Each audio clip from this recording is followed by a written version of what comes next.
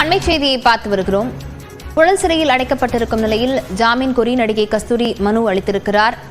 தெலுங்கு மக்கள் குறித்து அவதூறாக பேசியதாக எழும்பூர் நீதிமன்றத்தில் பதிவு செய்யப்பட்ட வழக்கின் அடிப்படையில் நடிகை கஸ்தூரி ஹைதராபாத்தில் வைத்து கைது செய்யப்பட்டு நேற்றைய தினம் எழும்பூர் நீதிமன்றத்தில் ஆஜர்படுத்தப்பட்டு புழல் சிறையில் அடைக்கப்பட்டுள்ள நிலையில தற்பொழுது ஜாமீன் கோரி எழும்பூர் நீதிமன்றத்தில் மனு தாக்கல் செய்திருக்கிறார். கஸ்தூரி சார்பில் இந்த மனுவானது தாக்கல் செய்யப்பட்டிருக்கிறது. விரைவில் எழும்பூர் நீதிமன்றத்தில் ஜாமீன் மனு மீதான விசாரணை நடைபெற உள்ள நிலையில ஏற்கனவே கஸ்தூரி இந்த வழக்கில் எழும்பூர் காவல் நிலையத்தில் பதிவு செய்யப்பட்ட வழக்கில் கைது செய்யப்பட்டுள்ள நிலையில் மற்ற வழக்குகளிலேயும் அடுத்தடுத்து கஸ்தூரி கைது செய்யப்படுவதற்கான வாய்ப்பு இருப்பதாக கூறப்படுகிறது. குறிப்பாக மதுரை மற்றும் திருச்சி உள்ளிட்ட மாநகரங்கள்ல மொத்தம் கஸ்தூரி மீது இதுவரை 6 வழக்குகள் பதிவு செய்யப்பட்டிருக்கக்கூடிய நிலையில மற்ற வழக்குகளையும் அடுத்தடுத்து கஸ்தூரி கைது செய்யப்பட உள்ள வாய்ப்பு இருக்கக்கூடிய நிலையில முதல் கைது செய்யப்பட்டிருக்கக்கூடிய எழும்பூர் வழக்குல ஜாமீன் கோரி எழும்பூர் நீதிமன்றத்தில் மனு தாக்கல் செய்துள்ளது.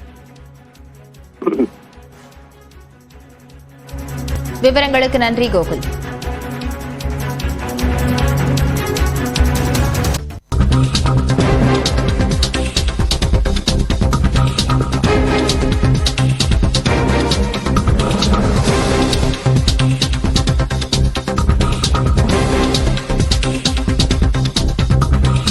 அண்மை செய்தியை பார்த்து வருகிறோம்.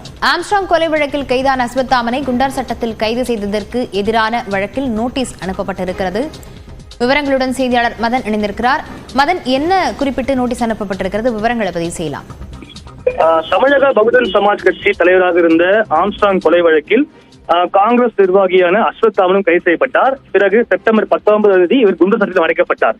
இந்த குண்டர் சட்டத்தை ரத்து செய்ய கோரி அஸ்வத்தாமின் தாய் விசாலாட்சி சென்னை உயர்நீதிமன்றத்தில் இந்த ஒரு ஆட்கொணர்வு மனுவை தாக்கல் செய்துள்ளார். அதாவது மனதை செலுத்தாமல் ஈத்திரத்தனமாக தன்னுடைய மகனை குண்டர் சட்டத்தில் தற்போது அடைக்கப்பட்டுள்ளதாக தெரிவித்துள்ளார். அது மட்டுமில்லாமல் பூந்தமல்லி கிளை சிறையில் அடைக்கப்பட்டுள்ள அஸ்வத்தாமனை குண்டர் சட்டத்தில் சிறையில் அடைத்து குறித்து தனக்கோ அல்லது அவருடைய மனைவிக்கோ தெரிவிக்கவில்லை என்றும் உரிய காலத்தில் இந்த உத்தரவு மற்றும் ஆவணங்கள் அஸ்வத்தாமனிடம் உரிய நேரத்தில் வழங்கவில்லை என்று தெரிவிக்கப்பட்டது.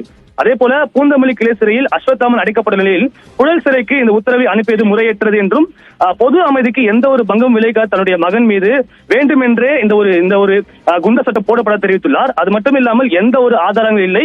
ஆம்ஸ்ட்ராங் கொலை சம்பவத்திற்கு பின்னணியாக இருந்தவரை திருப்திப்படுத்தும் நோக்கத்தில் மட்டுமே தற்போது தேசிய கட்சி நிர்வாகி இருந்த தன்னுடைய மகனுக்கு அந்த புகழுக்கு களவு விளைவிக்குவதை தற்போது குண்டர் சட்டத்தில் அடைக்கப்பட்டுள்ளதாக தெரிவித்திருந்தார். இந்த மனுதான் இன்று நீதிபதிகள் SM சுப்பிரமணியம் அடங்கிய அமர்வில் விசாரணைக்கு வந்தபோது இது தொடர்பாக 2 வாரங்களில் பதிலளிக்க வேண்டும் என்று தமிழக உள்துறை செயலாளர் சென்னை காவல் ஆணையருக்கு உத்தரவிட்டு இந்த வழக்கு விசாரணை தள்ளி வைக்கப்பட்டுள்ளது.